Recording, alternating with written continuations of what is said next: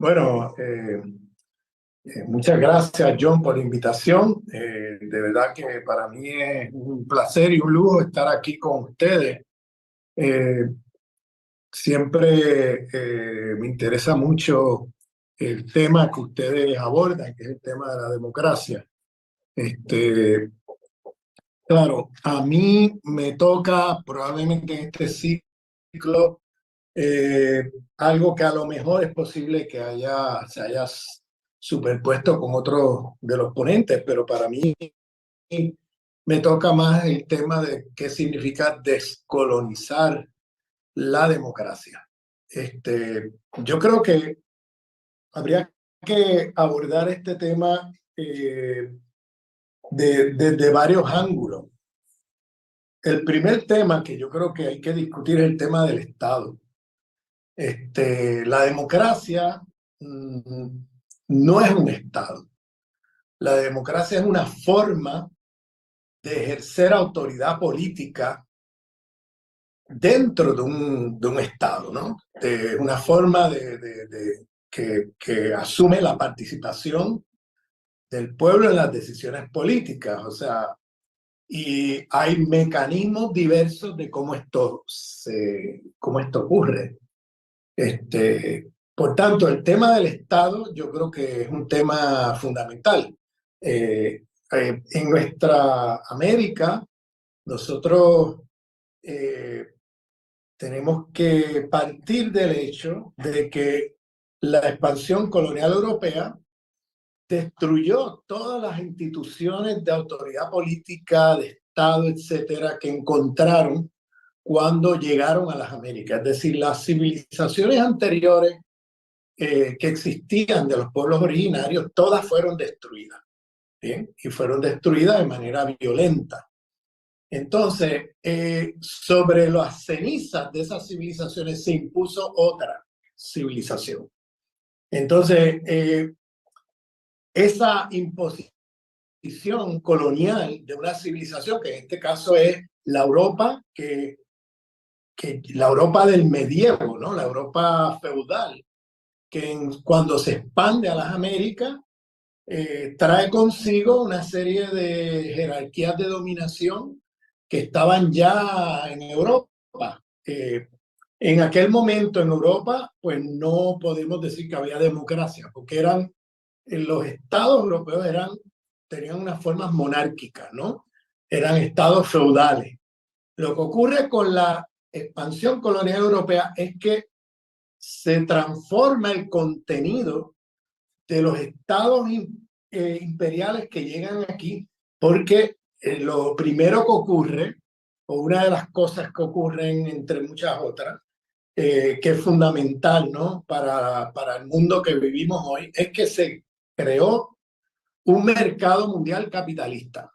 Es decir, cuando los europeos llegan a las Américas, utilizan formas de trabajo que ya existían en Europa y las exportan a las Américas. Y tenemos ahí las formas esclavistas, las formas de servidumbre feudal, el jornalero, tienen una serie de mecanismos de formas de trabajo coercitivas, que era lo que conocía Europa en la época, y al llegar a las Américas, las implementan con diversas poblaciones, pero sobre todo con los pueblos originarios, que en su primer momento fueron esclavizados.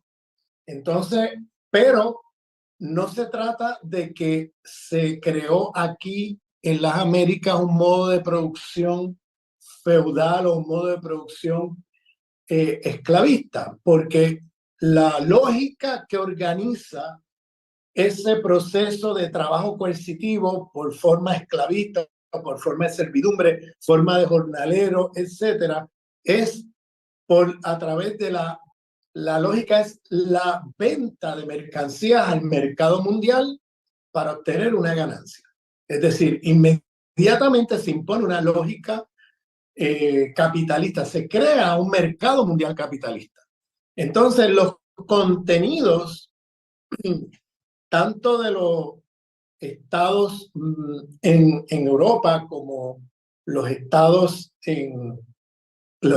coloniales, que fue lo que impusieron, administraciones coloniales en las Américas, pues adquieren, se transforma el contenido de las monarquías y la aristocracia feudal y se va produciendo una clase capitalista que tiene un aspecto de capitalismo comercial, capitalistas comerciales, pero también capitalistas financieros. Todavía, al menos en Europa, no había un capitalismo industrial, pero sí había un capitalismo comercial y un capitalismo financiero que se origina en ese contacto, en esa expansión colonial hacia las Américas. Y claro, eso cambia los contenidos, porque ahora tenemos monarquías que, si bien tenían un carácter feudal, ahora son transformadas estas monarquías en estados absolutistas, pero estados absolutistas que operan dentro de lógicas capitalistas globales. Y esa transformación en los contenidos es importante porque lo que ocurre es que la crisis que se vivía en Europa en la época era una crisis terminal del sistema feudal. El sistema feudal estaba, en crisis terminal. Entonces, lo que hacen las élites de la aristocracia feudal, contrario a las narrativas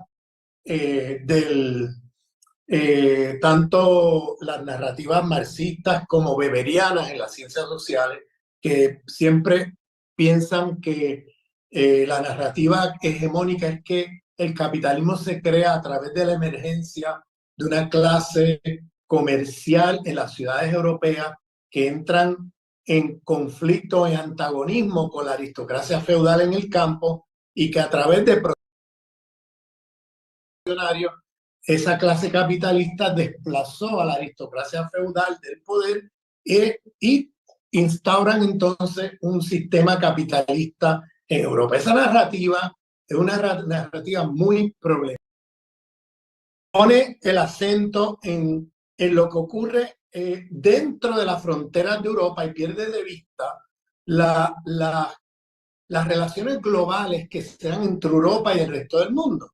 En ese momento, lo que está ocurriendo es que hay una crisis terminal de la aristocracia, del feudalismo, y la aristocracia feudal busca una salida, es decir, una manera de cómo sobrevivir al colapso del sistema feudal, cómo ellos mantener su poder, y entonces tienen como solución la expansión colonial en un primer momento hacia el sur de Europa y luego, contra la civilización de Al-Ándalus, civilización musulmana en el sur de Europa, sobre todo en la península ibérica, y luego la expansión colonial a las Américas, en un primer momento, siglo XV, finales del siglo XV y luego siglo XVI. Entonces, la aristocracia feudal, entonces, se recicla ahora como una clase capitalista que va a estar en el centro del capital financiero y el capital comercial que se va a generar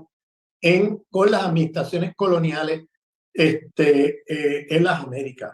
Esta clase capitalista, financiera, comercial,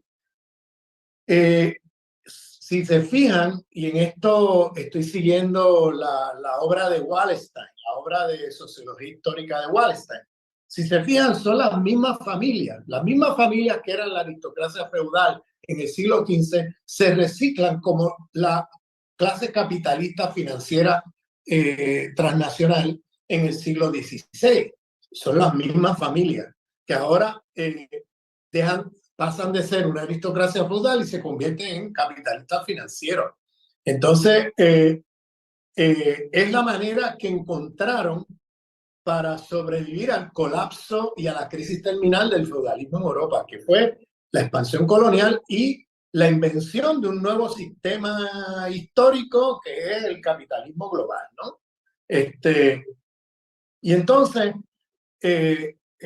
esta clase aristocrática feudal en un primer momento, cuando se transforma en capitalismo financiero, mantienen las estructuras de los estados absolutistas, monárquicos, que vienen de la época feudal, Pero ahora esos estados adquieren una dimensión distinta en el sentido de que se insertan en la competencia global entre diferentes imperios europeos por el control de las colonias, de las periferias, que son las que le van a dar, extraer riqueza de estos lugares. Claro, esos estados eran nada democráticos, eran estados absolutistas, autoritarios.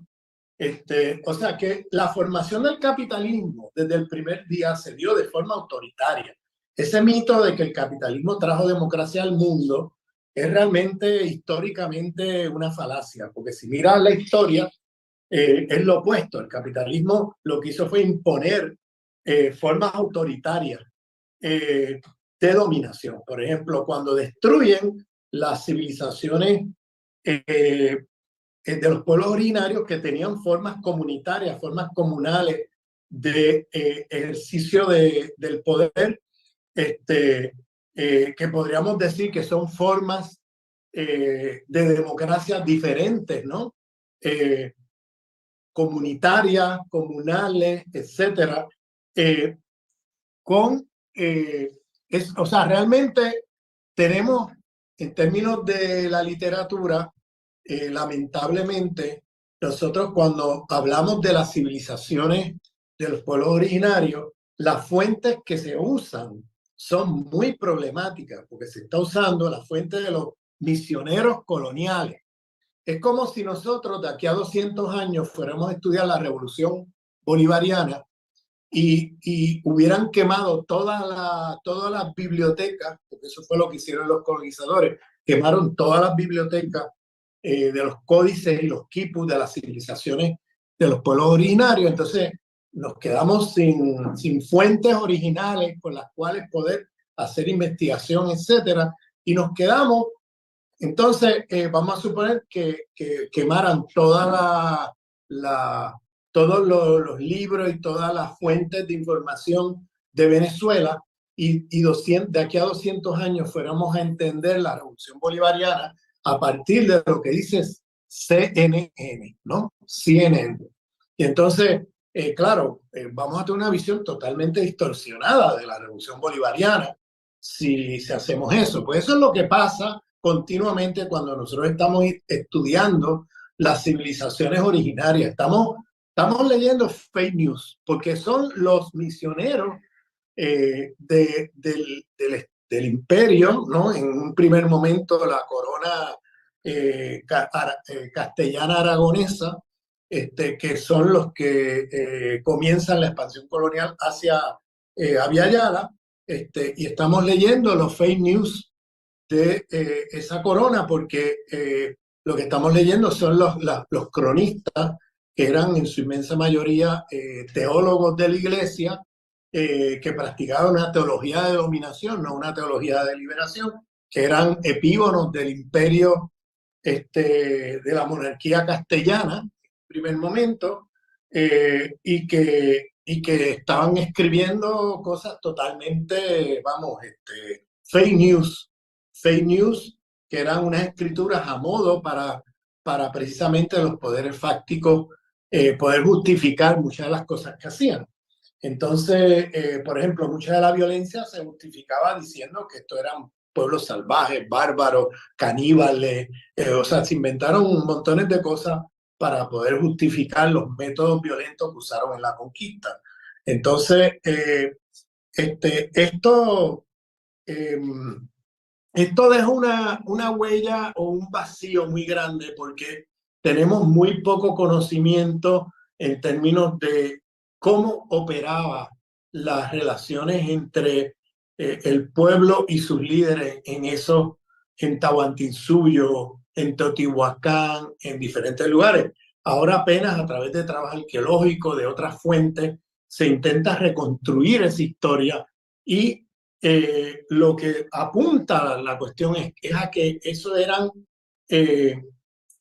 civilizaciones donde había un poder comunitario muy fuerte en la toma de decisiones cotidianas y políticas dentro de esos estados donde había un sistema de participación comunitario que abarcaba, bueno, grandes territorios, y eran sistemas en ese sentido, tenían sus propias formas, vamos a llamarle democráticas, entre comillas por el momento, pero eran sus propias formas de participación comunitaria. Hay trabajo de gente que está hoy reconstruyendo estas cosas usando diferentes fuentes que ya no son las bibliotecas que existían en la época, que fueron quemadas por los conquistadores, sino usando trabajos de arqueología, trabajos de descifrar una serie de lenguajes, ¿no? Que estaban incrustados en los quipus, por ejemplo, los pocos códices que sobrevivieron a la conquista, etcétera, etcétera. Entonces, digo esto simplemente para decir que destruyen eso y lo que vino después es muy claro y lo tenemos súper documentado, que es que lo que vino después fue un proceso de creación de estados autoritarios, donde los que mandan, mandan sin obedecer a la comunidad, como ya usando un lema del zapatismo. Es decir, los colonizadores envían los gobernadores de las colonias con su aristocracia colonial, con su administración colonial y deciden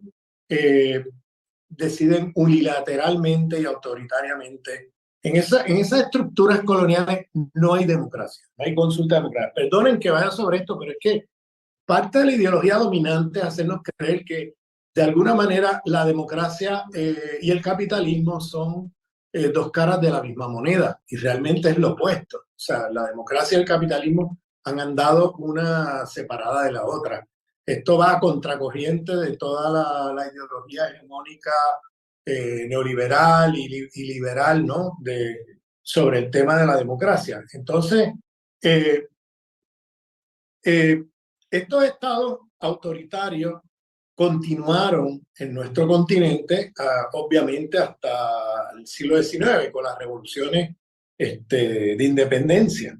Pero como sabemos, las revoluciones de independencia fueron hegemonizadas fundamentalmente por los descendientes de los españoles o portugueses, en el caso de Brasil, de las élites criollas blancas de nuestro continente. Entonces, estas élites no tenían ningún interés en democratizar o en descolonizar las relaciones de dominación de tipo racial o de tipo patriarcal o de tipo capitalista. Lo que hacen es que sacan a través de estas revoluciones de independencia, sacan, se expulsan a los conquistadores, ¿no? A los imperios, en un caso el portugués y el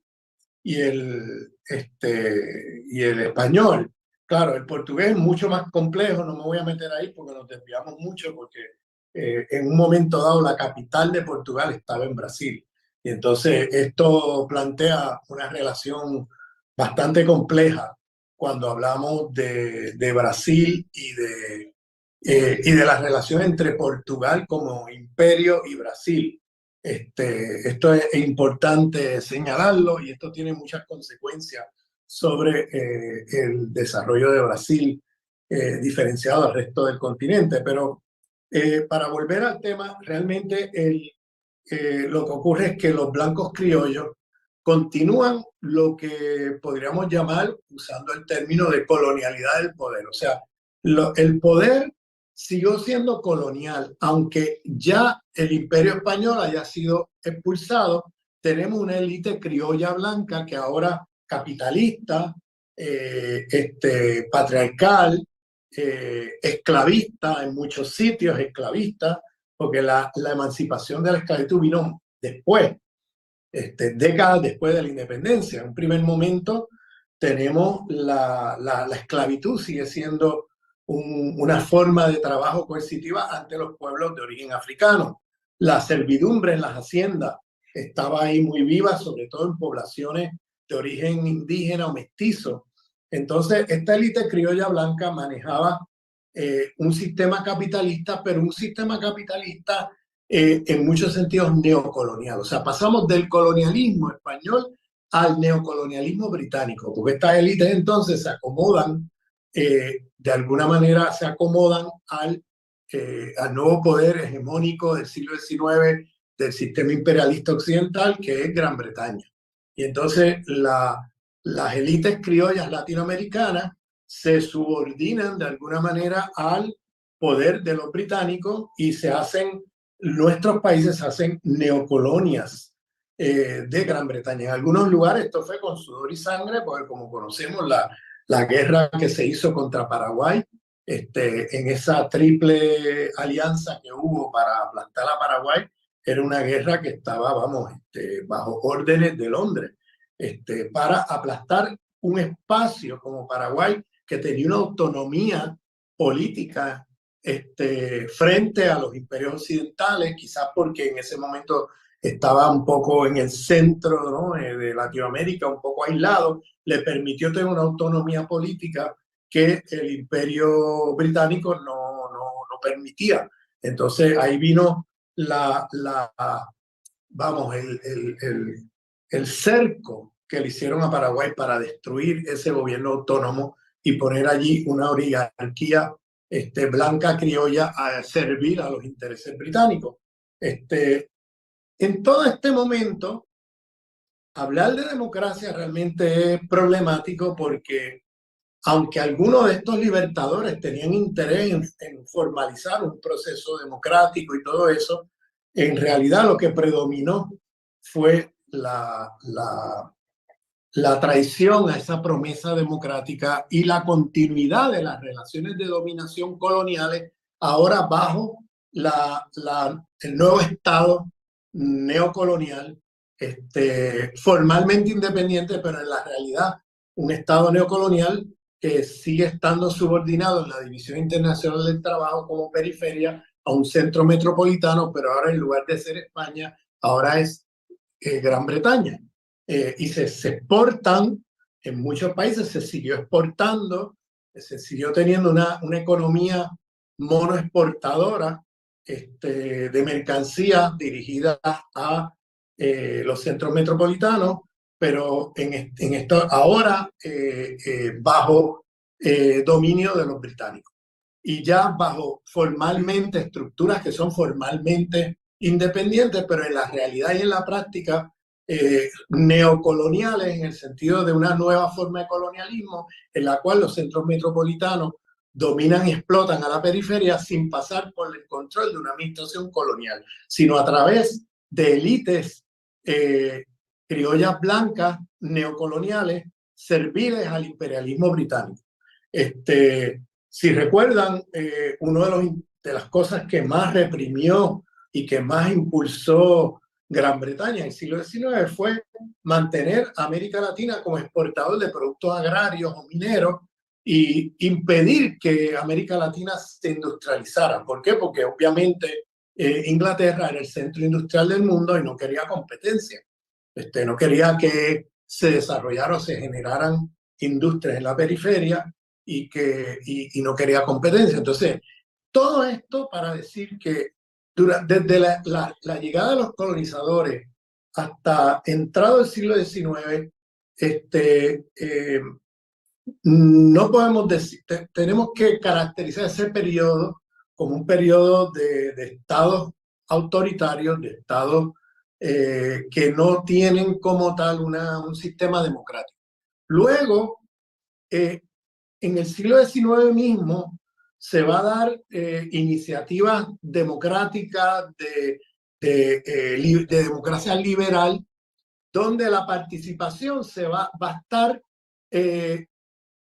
limitada en un primer momento en muchos lugares a propietarios de empresas o gente que tiene propiedad privada, gente que tiene adinerados, etcétera. Y los procesos de democratización, es decir, de participación electoral, van a pasar por una transición donde en un primer momento las votaciones y todo eso van a estar limitada a la población masculina, propietaria, es decir, a la burguesía y pequeña burguesía del país. Las mujeres no tienen derecho a voto, los pueblos originarios, los pueblos afro, etcétera, pues no tienen participación en el proceso democrático, están completamente excluidos. Esto hace que el concepto de ciudadanía, pues desde el primer momento fuera muy problemático, porque aunque se reconocen formalmente una serie de derechos en la Constitución, en la práctica no son aplicados por el sistema de dominación racial existente todavía en el siglo XIX. No se extendía a las poblaciones consideradas racialmente inferiores los derechos democráticos de las constituciones en algunos lugares, ¿no?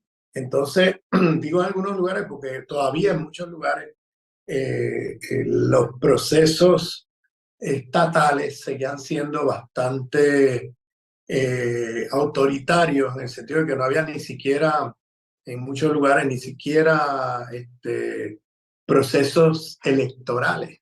Donde lo había, pues eran muy coartados por la colonialidad del poder, porque el poder seguía siendo colonial en el sentido de que después de la independencia no se descolonizaron las sociedades latinoamericanas, sino que se continuó con las jerarquías de dominación capitalistas, raciales, patriarcales, la dominación sobre pueblos originarios, una forma de colonialismo interno, etcétera, ¿no? Entonces,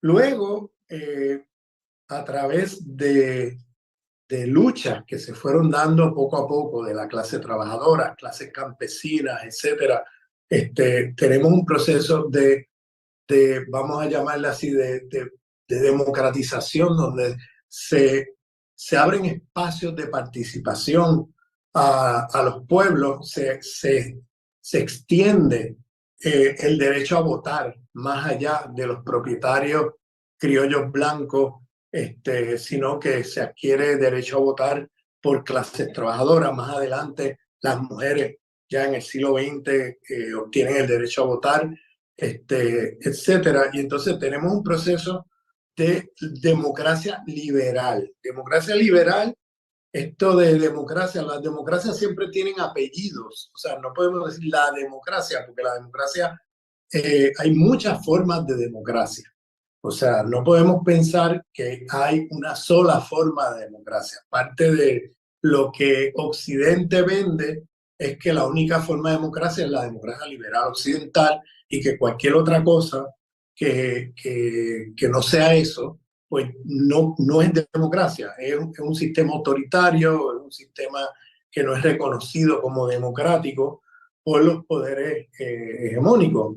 Entonces, yo diría que el tema de la democracia en nuestro continente es un tema que ha sido bastante coartado por el hecho de que América Latina, al independizarse, no pudo descolonizarse de las jerarquías de dominación que vienen de la historia colonial, sino que América Latina se siguió allí con una colonialidad del poder, sobre todo la colonialidad racial del poder, que hizo que tuviéramos minorías de élites criollas blancas frente a poblaciones amplias de mestizos, afros, indígenas, etcétera, que hacía que para esas élites, los intereses de esas élites estaban encontrados con la democratización de las estructuras de participación política.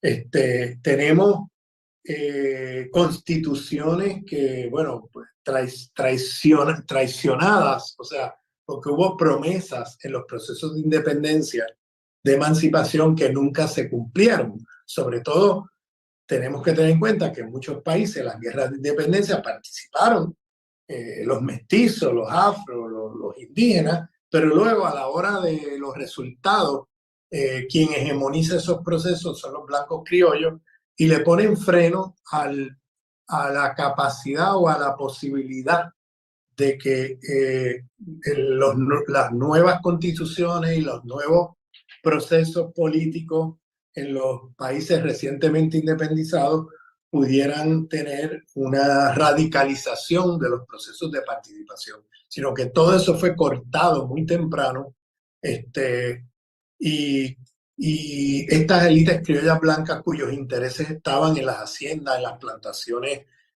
con esclavos, etcétera, pues se sentían amenazadas por estas poblaciones que de alguna manera ponían en cuestión su poder y su liderazgo. Entonces, buscaron una manera de continuar las relaciones de dominación colonial al interior de la sociedad latinoamericana,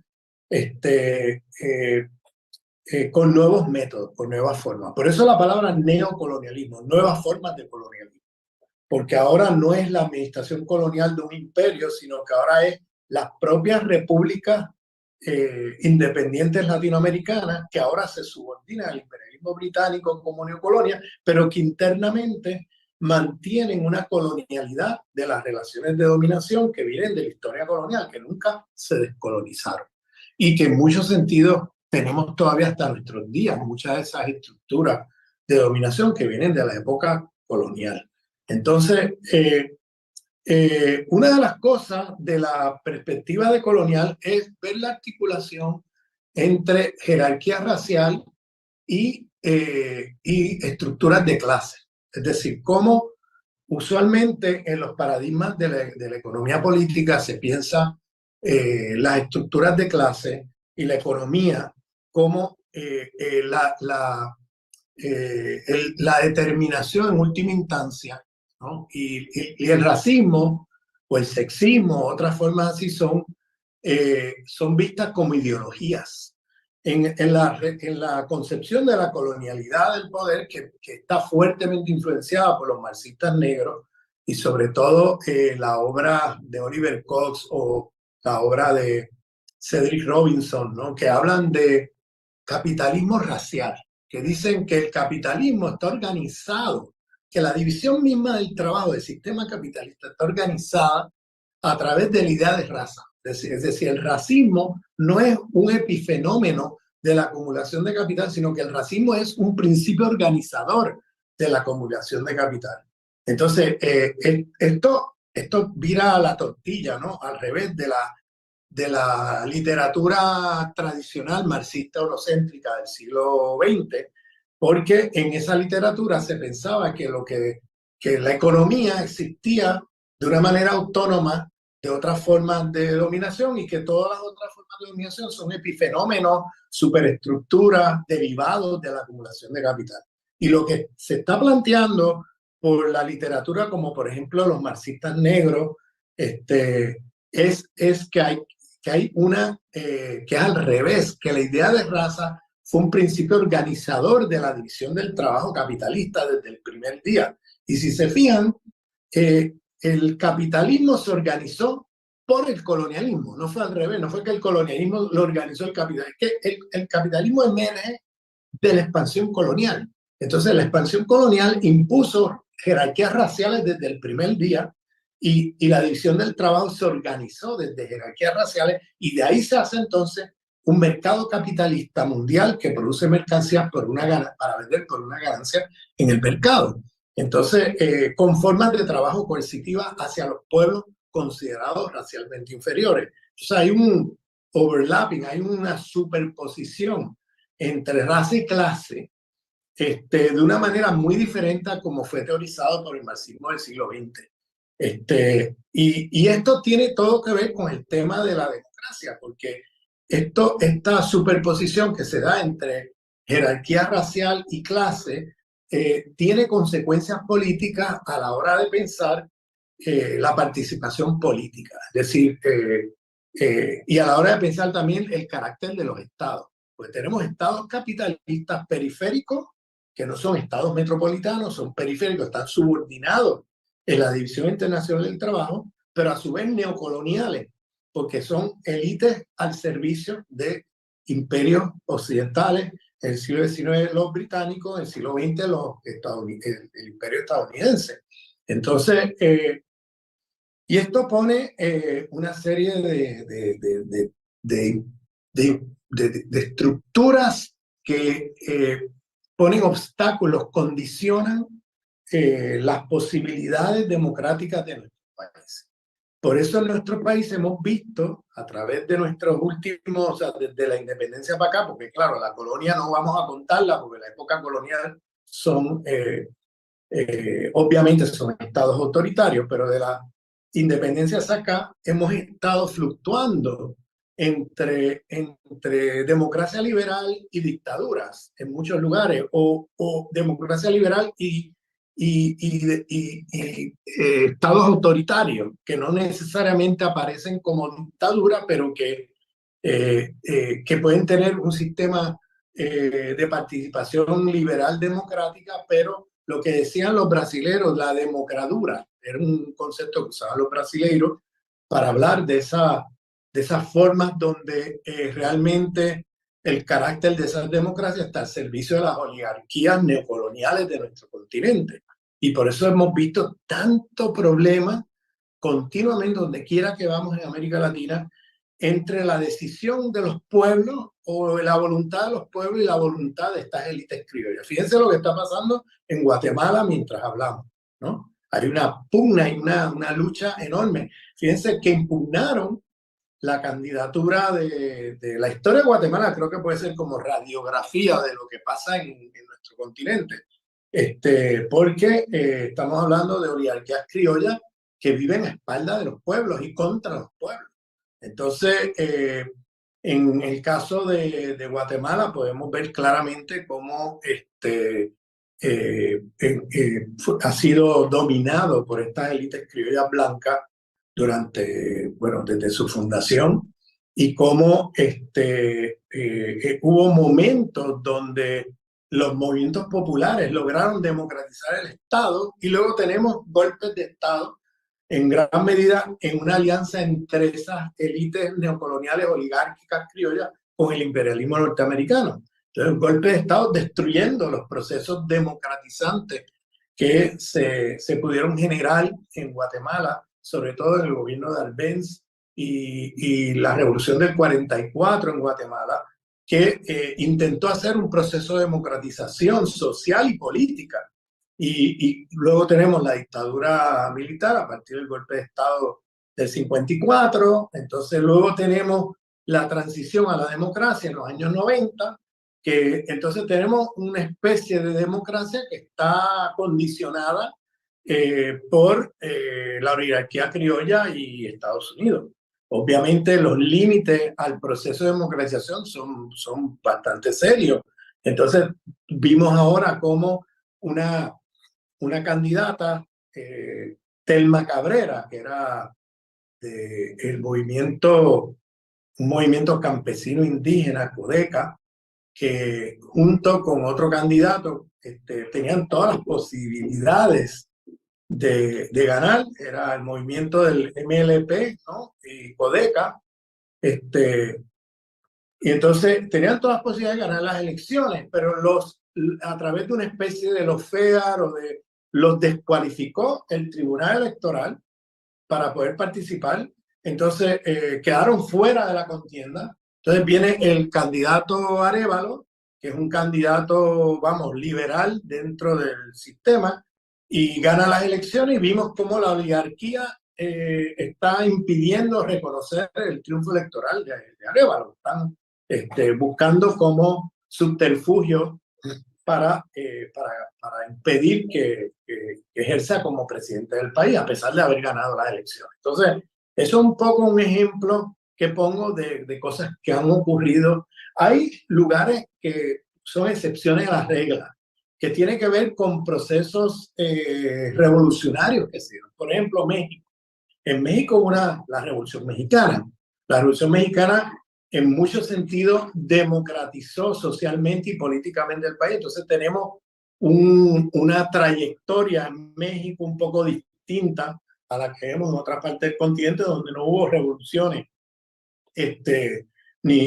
o si hubo revoluciones fueron derrotadas, ¿no? Muy rápidamente. pero un proceso democratizador como la Revolución Mexicana abrió espacio, ¿no?, a que se diera un proceso de institucionalización de democracia liberal. Luego todos conocemos cómo eso fue cooptado y amañatado por el PRI durante muchas décadas y cómo esa democracia no tenía realmente ninguna representatividad popular, porque había una corrupción en el mismo proceso electoral, robo de votos, compra de votos, una serie de mecanismos que hacían que la democracia fuera una especie de fachada teatral, ¿no? Pero la historia de México, por ejemplo, yo diría que se sale un poco de las reglas de lo que pasa lo que ha pasado en Centroamérica, por ejemplo, o lo que ha pasado en el Cono Sur. Hemos visto dictaduras militares con transiciones democráticas, con otra vez dictaduras militares. Hay un ir y venir, ¿no?, durante el siglo XX en gran parte de América Latina, ¿no?, sobre esto. Luego tenemos el caso haitiano, que es una revolución popular, antirracista, que construyó una nueva sociedad con un sistema democrático, pero democrático donde había participación popular, ya no solamente democracia liberal. El sistema en el siglo XIX haitiano era un sistema que tenía unas negociaciones entre diferentes sectores, una especie de mandar obedeciendo en las estructuras de Estado, pero como sabemos, Haití fue estrangulado en el siglo XIX, porque era un ejemplo muy negativo para las élites criollas blancas de todo el continente.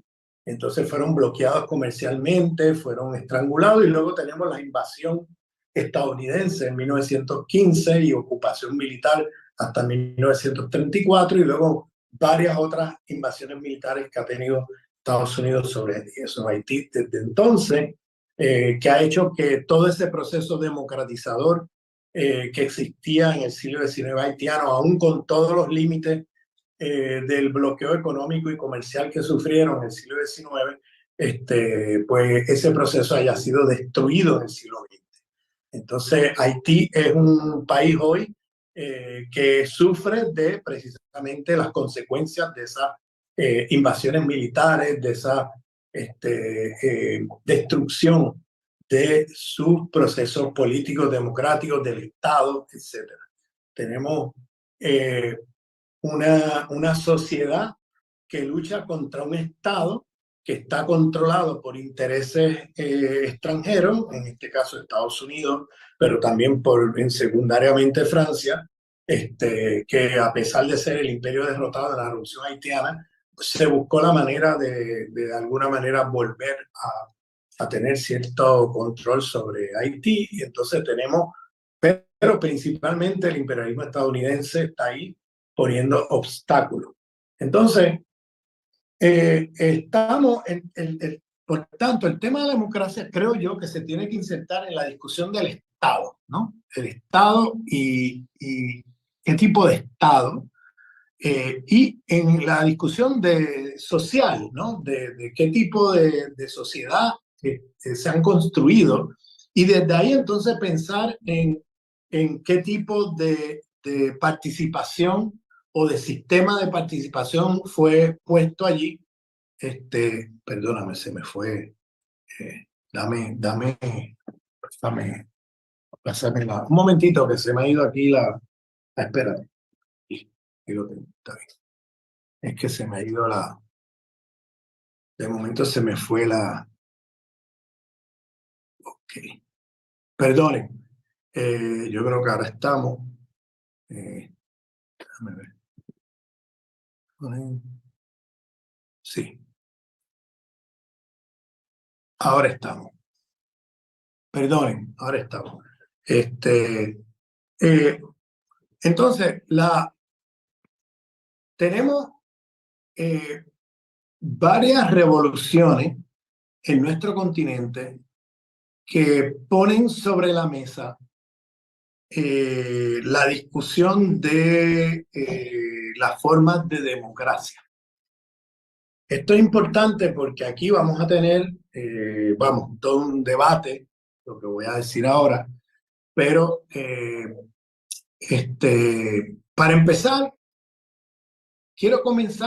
no quiero comenzar cronológicamente, quiero comenzar así por ir sobre varias revoluciones. Y aquí no estoy hablando de si la revolución fue exitosa o no lo fue. Aquí estoy hablando de el acontecimiento de esas revoluciones que puso sobre la mesa, qué tipo de perspectiva nos invitó a pensar y puso allí como práctica política. Aunque luego esas revoluciones hayan podido ser afectadas por muchas razones, entre ellas la represión del imperialismo, el bloqueo económico del imperialismo. Pero, por ejemplo, la revolución zapatista, que con todos los debates que podamos tener, con toda la evaluación crítica que podamos hacer, porque claro, el zapatismo hoy ya no tiene el alcance que tuvo hace 20 años. Pero el zapatismo puso allí un concepto que hoy día forma parte de la filosofía política de nuestro continente y que Enrique Dussel en su obra de filosofía política de liberación pone como punto de partida, y es el mandar obedeciendo. El concepto de mandar obedeciendo.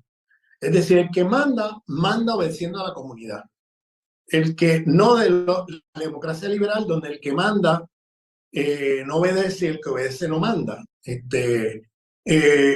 Donde usted vota, hace un voto y 4 años después tiene la oportunidad de volver a votar, pero durante esos 4 años usted tiene allí representantes en los congresos, en las estructuras del Estado, que están tomando decisiones a espaldas del pueblo, que el pueblo no participa directamente sobre el quehacer político y las decisiones políticas del país. Cada 4 años se le pide el voto. Gran parte, como sabemos, por ejemplo, en Colombia, es un escándalo a voces que todavía en Colombia los votos se compran. Y eso en Colombia es un escándalo, pero es una realidad. Gran parte de los políticos, senadores en la Asamblea Nacional de Colombia ganan elecciones comprando votos.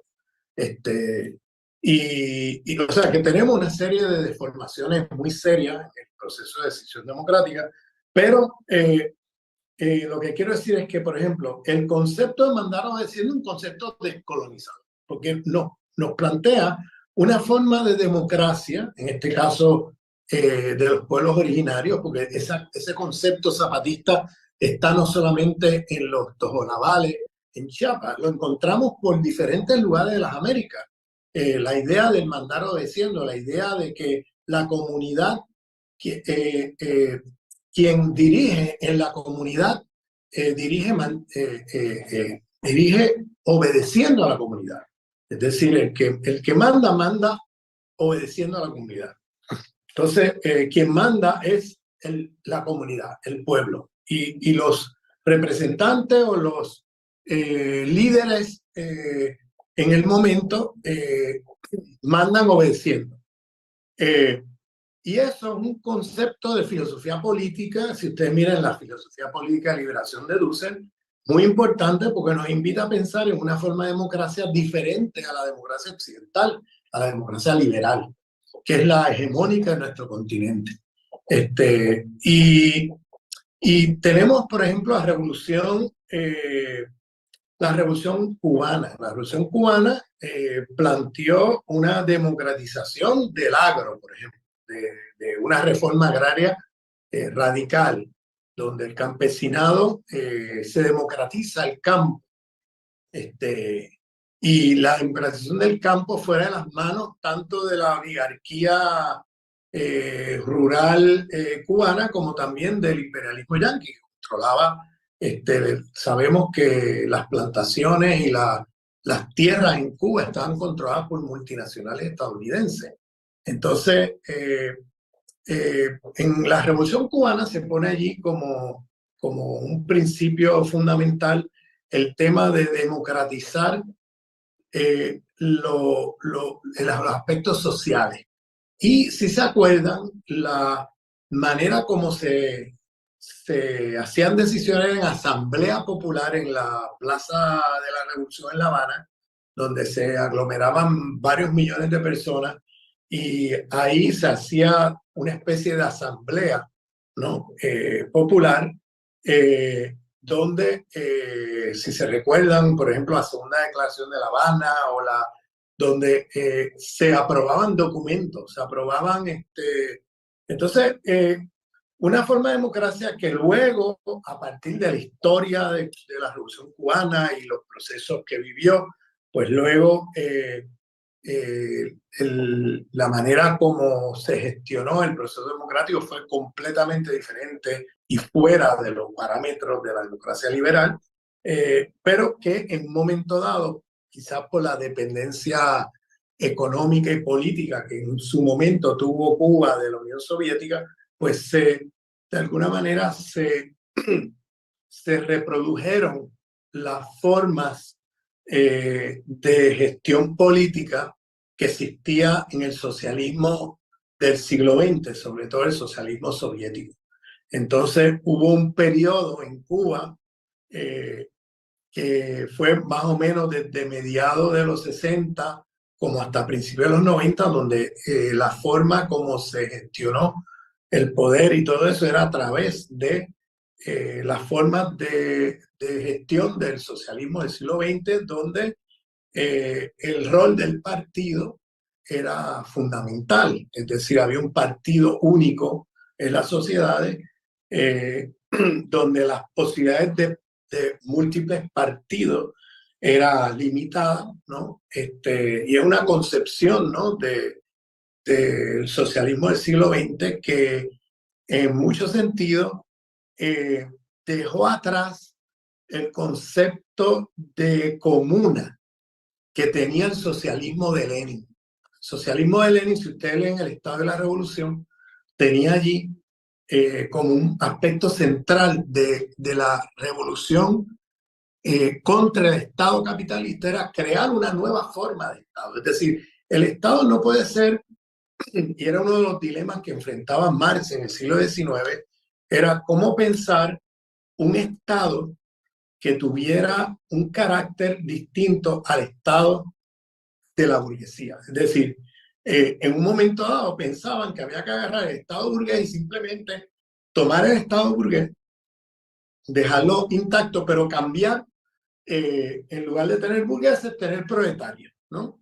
Pero con la Comuna de París, Marx se da cuenta que eso es muy limitado y se da cuenta que lo que hay que cambiar no es solamente el carácter de clase de los representantes del pueblo, sino que hay que cambiar la misma forma de Estado. El Estado tiene que tener una forma muy distinta a la forma de Estado de la burguesía, del Estado capitalista. Porque el Estado capitalista tiene una forma de Estado donde las decisiones se hacen a espaldas del pueblo y por el pueblo. En cambio, en la comuna, en el concepto de comuna, se estaba planteando la creación de un nuevo Estado, una nueva forma de Estado, que sería la forma de Estado que rompa con el Estado capitalista y que tenga una forma de democracia que sea más radical y una forma participativa donde no sea que cada 4 años tú votas por alguien, sino que diariamente haya una participación en el quehacer político del país. Claro, otra vez, la Comuna de París duró unos meses, fue aplastada militarmente por los poderes capitalistas de los estados de la época, estados vecinos que intervinieron dentro para derrotar eso, porque claro, era una amenaza para todos los estados, para todos los capitalistas de Europa, un estado de carácter comunal, una democracia participativa directa, comunitaria, frente a los estados capitalistas de la época, donde la participación popular era muy limitada. Entonces, Lenin toma de la Comuna de París la idea precisamente de que el socialismo no puede ser solamente una forma de Estado donde se toma el Estado tal como existe, sino que el socialismo tiene que tener un Estado de los trabajadores, pero que tiene que tener un cambio en la forma y el contenido como opera ese Estado. Y entonces, pero eso no me voy a meter ahí porque es una historia muy larga de contar. Yo tengo por ahí videos que he discutido eso con más detalle, pero en realidad lo que ocurrió fue que ese proyecto se abortó muy temprano en la Revolución Rusa, que tuvo que ver con la guerra civil, la invasión de lo que se llamaba los ejércitos blancos, que eran una invasión imperialista de Rusia, una invasión que no se hizo públicamente, pero sí hubo tropas de los imperios occidentales allí intentando derrotar el poder soviético. Y el proceso de esa guerra fue tan brutal que las formas comunales que tenía, que se llaman los soviets, ¿no? Que eran las formas comunales de los trabajadores y campesinos en la Unión Soviética, fueron destruidas muy temprano, y el partido ocupó un rol de sustitución de las comunas y de las decisiones. Entonces, luego, en 1921, luego de la Guerra Civil y luego de la Primera Guerra Mundial, y con la devastación que dejó eso en Rusia, en la Unión Soviética, quedó allí un Estado que era prácticamente el partido. O sea, que la idea de la dictadura del proletariado que hablaba Lenin, que era una democracia proletaria a través de formas comunales, eso quedó destruido rápidamente, y lo que quedó fue eh, el partido, ¿no? El partido Estado, un partido Estado. Y eso Lenin desde el principio lo llamó capitalismo de Estado. Lenin decía, esto no es socialismo. Vamos, dejemos de llamarle a esto socialismo. Hemos hecho como una especie de retroceso porque ya las comunas han sido destruidas a través de la guerra civil, a través de todo lo que ha pasado. Entonces tenemos que volver a reconstruir eso. Y esto que tenemos ahora no es socialismo, esto es capitalismo de Estado. Sin embargo, no me voy a meter por ahí, pero lo que pasó inmediatamente fue que Lenin cae enfermo, luego muere, y eso que quedó allí como el partido Estado, donde las formas populares de participación eran como correa de transmisión de arriba hacia abajo del partido. Luego se empezó a llamar socialismo. Y ese es el modelo de socialismo del siglo XX, donde tenemos un partido único que se fusiona con el Estado, y el poder comunal quedó como totalmente destruido, y lo que quedó la reconstrucción que se hizo después de los soviets no fue otra cosa que una correa de transmisión, y era el concepto y la categoría que se usó en la época, del partido sobre las masas. Era una especie de dictadura del partido sobre el proletariado. No era la dictadura del proletariado, sino la dictadura sobre el proletariado. Entonces, esto es materia para debate y discusión, porque tenemos que mirar esto con un ojo crítico, como decía Hugo Chávez. Hay que mirar con un ojo crítico el socialismo del 20 para no cometer los mismos errores y hacer un proyecto de cara al 21 que sea mucho mejor. Entonces, y no repetir los mismos problemas, sino crear lo que él llamaba un socialismo del siglo XXI que tenga allí otra visión. Y claro, ahí viene la revolución bolivariana con su proyecto de comuna o nada, ¿no? Comuna o nada, donde aquí hay unas innovaciones políticas, yo creo que es muy importante la revolución bolivariana, y es que la visión de Chávez y de liderato de la revolución bolivariana es ocupar las estructuras del Estado. O sea, hacer aquello que antes de la Comuna de París en el siglo XIX se planteaban los socialistas de la época, es tomar el Estado tal cual, ¿no?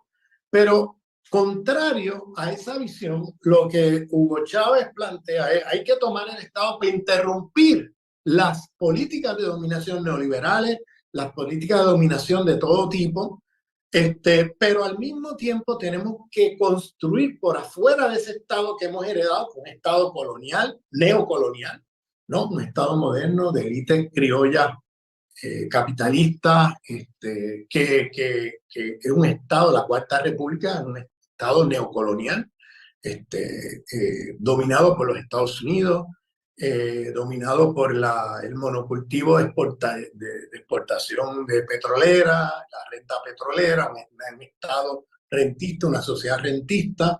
Entonces, lo que plantea Hugo Chávez, hay que tomar ese Estado, hay que ocuparlo. Al mismo tiempo que sabemos que ocupar ese Estado puede interrumpir las políticas de dominación, es importante interrumpirlas, pero sin hacernos de ilusión que desde ese Estado, que tiene muchos problemas estructurales, porque ahí no se manda obedeciendo, ahí se manda mandando. Es un Estado para que las élites neocoloniales, capitalistas, rentistas, puedan dominar mejor al pueblo. Y es lo que hizo la República en Venezuela, y lo podemos ver en la Cuarta República muy claramente. Y lo que plantea entonces Hugo Chávez, hay que ocupar el Estado, pero al mismo tiempo la solución con letra mayúscula no va a venir de ahí, va a venir del andamiaje que montemos por afuera, que es lo que él llama una sociedad y un Estado comunal. Es decir, hay que romper con el dilema que tenía el socialismo o la izquierda latinoamericana, que es una herencia eurocéntrica del socialismo europeo, que era el debate entre anarquista o estatista. Si se recuerdan, la izquierda europea estaba dividida entre los estatistas, que piensan que la solución pasa por el Estado, por políticas de Estado, y aquellos anarquistas que pensaban que el Estado había que abolirlo esta noche. Entonces, ese debate se traspasó de manera eurocéntrica a América Latina. Y lo que responde el pensamiento político decolonial de Hugo Chávez es ni uno ni otro. Es decir, no hay que optar por estatismo versus anarquismo. Es que tenemos que hacer las dos cosas. En otras palabras, hay que ocupar el Estado y al mismo tiempo hay que construir por afuera del Estado. Y la condición de posibilidad de construir por afuera del Estado un poder comunal con participación directa de la gente que vaya poco a poco reemplazando al Estado en las decisiones políticas, es decir, que poco a poco el pueblo se vaya autodeterminando y autogestionando y ocupando posiciones de decisión política, arrancándoselas poco a poco al Estado moderno, pues eso se tiene, la condición de posibilidad de eso es ocupar el Estado. Pues, ¿qué pasa si no ocupas el Estado? Te va a pasar como en Colombia. En Colombia, por ejemplo, por mucho tiempo, si usted intenta hacer una comuna, ¿no?, en el agro, en el campo o en la ciudad, la pregunta no va a ser cuánto va a durar la comuna, sino cuánto van a durar los comuneros vivos. ¿Por qué? Porque el Estado en Colombia, sobre todo la rama militar del Estado, y gran parte de la élite política del Estado, están imbricados con, es un narcoestado, está imbricado con el negocio de exportación de drogas, está imbricado con las transnacionales estadounidenses extractivistas, está imbricado con toda una serie de intereses y las formas como operan para ejercer la dominación pasa por la violencia más brutal. Entonces, una de las cosas que existe en Colombia es el paramilitarismo, que no es otra cosa que una estructura militar paralela a la del Estado, pero que funciona al servicio del Estado. O sea, funciona al servicio, es una estructura que funciona en coordinación con los mismos militares. Entonces, tenemos que en Colombia, si usted intenta hacer una comuna, la pregunta otra vez no va a ser cuánto va a durar la comuna, sino cuánto van a durar los comuneros vivos.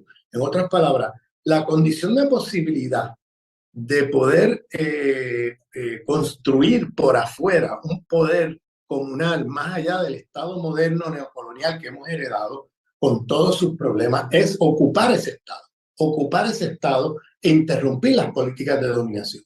Ahora, el caso venezolano tiene una particularidad y es que es una alianza cívico-militar. En otras palabras, los militares, el ejército bolivariano, es un ejército de composición popular y antiimperialista, nacionalista, con ideología bolivariana, que es fundamental esa alianza porque no es lo mismo, por ejemplo, ahora mismo el gobierno de Petro, por ejemplo, que está ocupando el Estado, pero el ejército, él no tiene ningún control sobre el ejército. El ejército prácticamente está controlado por la oligarquía, por los intereses del narcotráfico, por los intereses de Estados Unidos, por los intereses, hay una capa militar que no es popular ni es bolivariana, sino que ha trabajado toda la vida para la oligarquía y el imperialismo norteamericano. Entonces, en muchos sentidos, el gobierno de Petro está ocupando el Estado, está intentando desde allí hacer lo que puede, ¿no?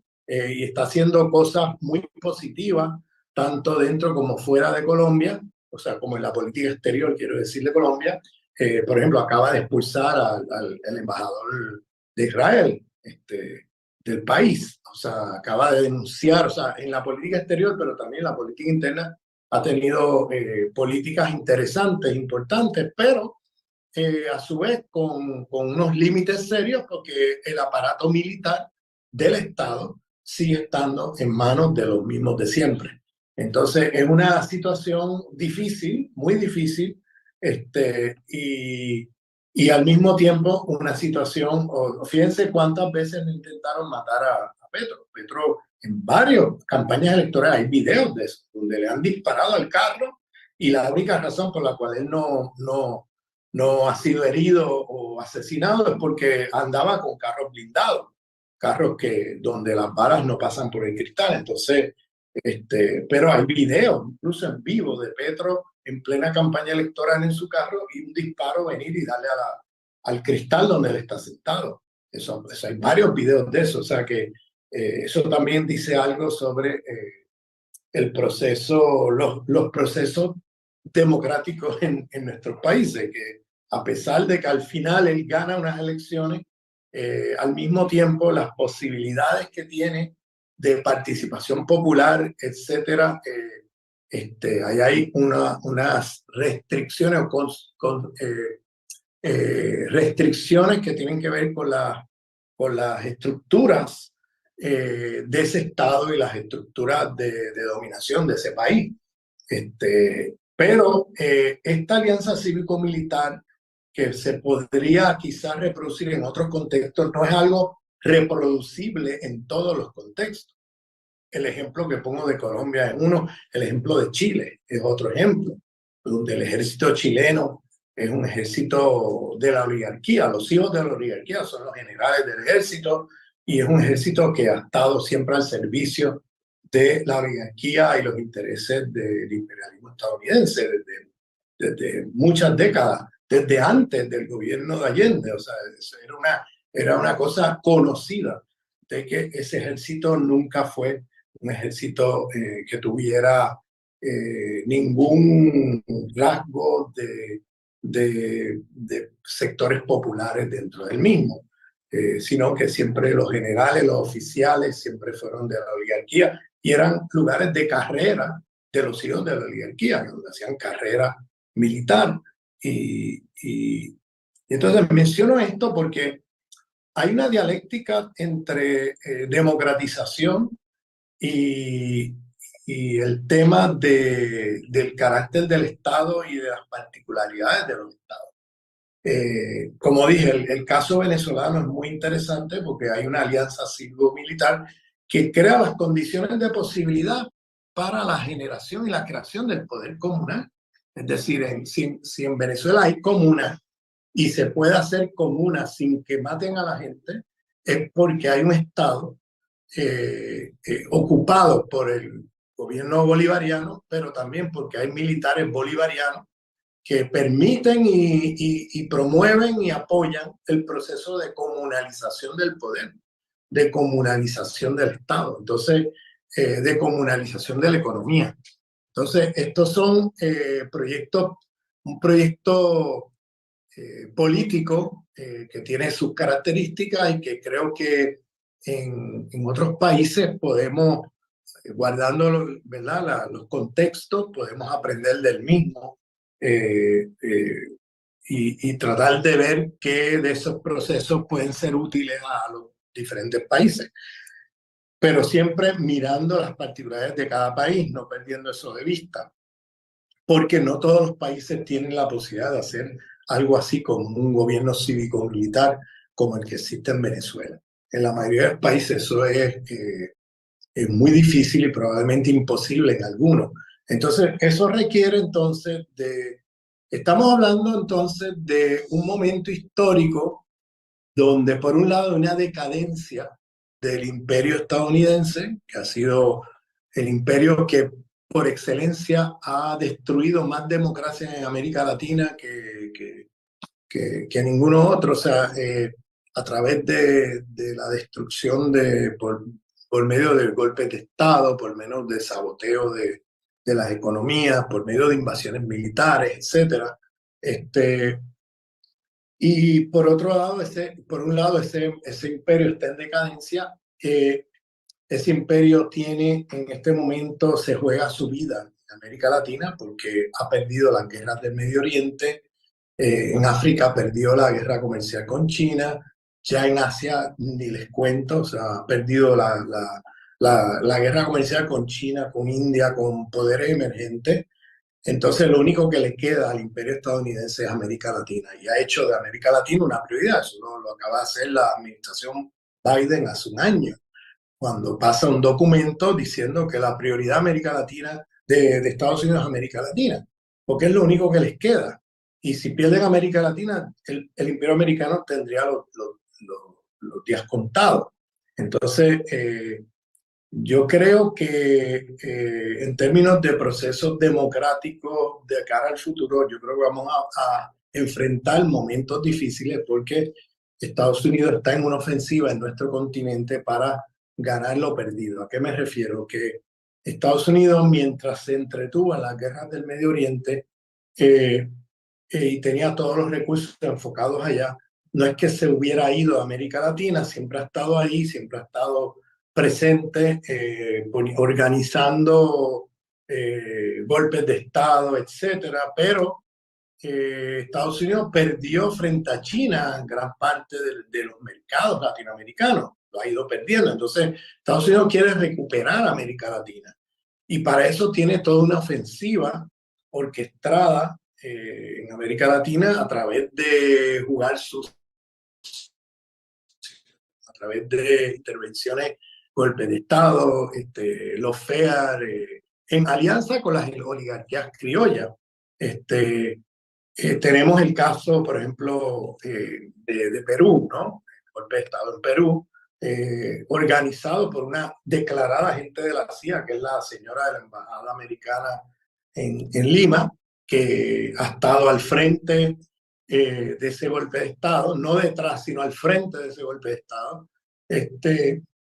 Tenemos también los procesos de los FAIR, es decir, Estados Unidos trae una ofensiva. Miren lo que ha pasado en Ecuador. Ecuador prácticamente se ha colombianizado en el sentido de paramilitares, violencia, etcétera, y la subordinación de Ecuador a los intereses de Estados Unidos, las mafias, de los carteles, etcétera, que están reprimiendo y matando gran parte de la oposición política, eso hay que decirlo. O sea, el correísmo ha sido reprimido fuertemente en Ecuador. Y entonces tenemos también la ofensiva del apoyo a sectores de derecha y de extrema derecha en diferentes lugares de América Latina.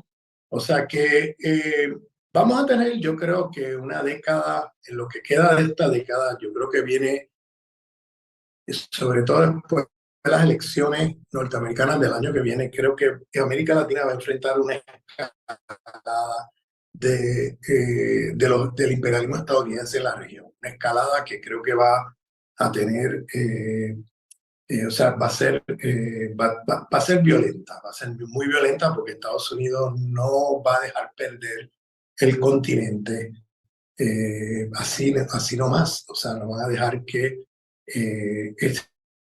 el continente. Fíjense que la comandante del Comando Sur de los Estados Unidos, la general Richardson, ha hecho declaraciones, pero de un descaro impresionante. No sé si ustedes han visto los videos, hablando de la riqueza de América Latina en gas, en petróleo, litio, agua, oro, o sea, y cómo esto es para Estados Unidos un tema de seguridad nacional.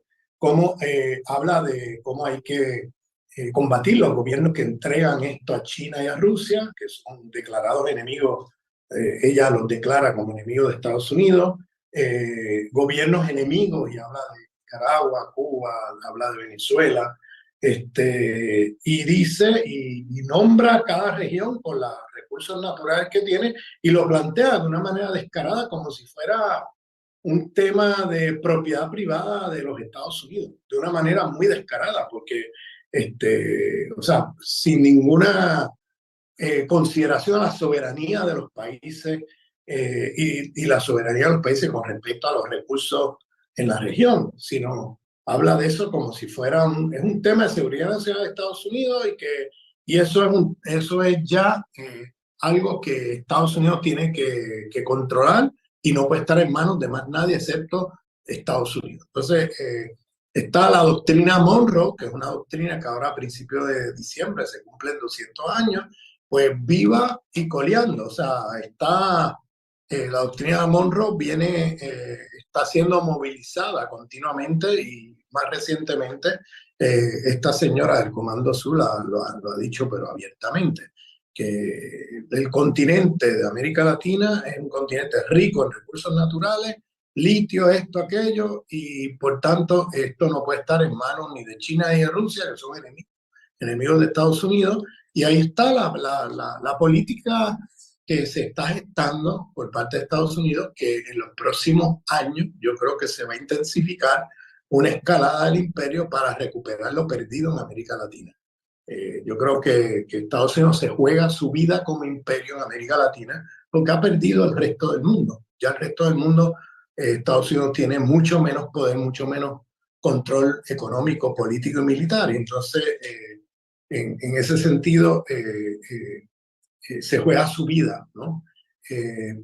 Y eso creo que tiene consecuencias serias sobre los procesos democráticos, aún los liberales, democráticos liberales, porque se va a continuamente revocar presidentes que tengan un carácter popular, un carácter antiimperialista o crítico del imperialismo. Miren lo que pasó en Perú. Este señor fue electo democráticamente por el pueblo y fue destituido inmediatamente en muy poco tiempo a partir de una serie de intereses mineros, de compañías mineras, etcétera, porque tocaba renegociar los contratos con estas compañías mineras para los próximos 20 años. Castillo prometió que iba a intervenir ahí para que esa minería quede en manos del pueblo de Perú, y eso no pasaron meses antes de que lo derrocaran.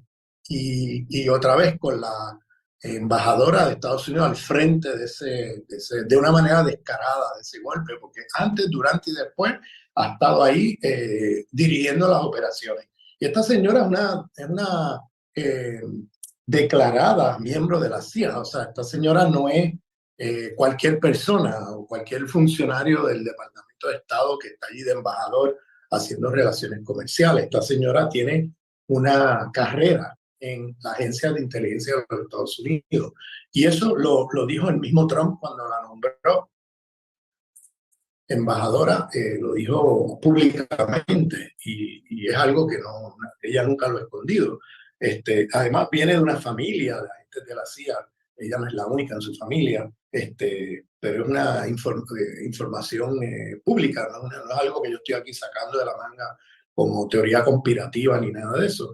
Y además está también en récord públicamente que ella se ha reunido antes, durante y después con la élite política de la oligarquía criolla peruana, continuamente en reuniones y continuamente en reuniones de claves, ¿no? Con líderes clave, entre ellos la presidenta golpista que está en el poder hoy. Y entonces, en términos del futuro de nuestro continente, ahora mismo el mundo multipolar ofrece muchas posibilidades para una lucha, o los gobiernos que tienen carácter antiimperialista, porque da por el respeto a la soberanía que tiene el mundo multipolar, da un espacio de maniobra que el mundo unipolar no da. Entonces, por ahí se abren posibilidades para gobiernos antiimperialistas de poder comercial, negociar, etcétera, abrirse mercado con ese otro mundo. Lo hemos visto en el caso venezolano en medio del bloqueo y las sanciones que ha hecho Estados Unidos. Prácticamente Venezuela ha sobrevivido con la solidaridad de ese bloque multipolar. Ahora, más recientemente, por razones geopolíticas y estratégicas, Estados Unidos levantó el embargo con respecto al petróleo, no con respecto a otras cosas, pero sí con respecto al petróleo, por razones obvias de la guerra de Ucrania, los precios, la inflación que eso ha creado sobre el petróleo, etcétera. Y Estados Unidos se ha visto obligado a tener que volver a comerciar y a importar petróleo venezolano.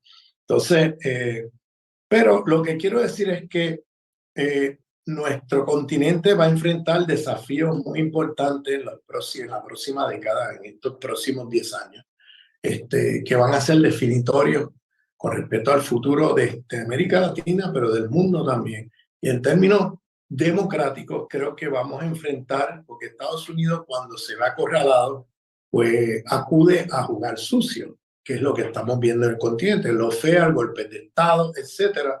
Y estamos volviendo a ver esa ola de golpes de Estado, o de lawfare en algunos casos, que hacen que los procesos democráticos queden abortados, queden limitados, aún dentro del contexto de la democracia liberal.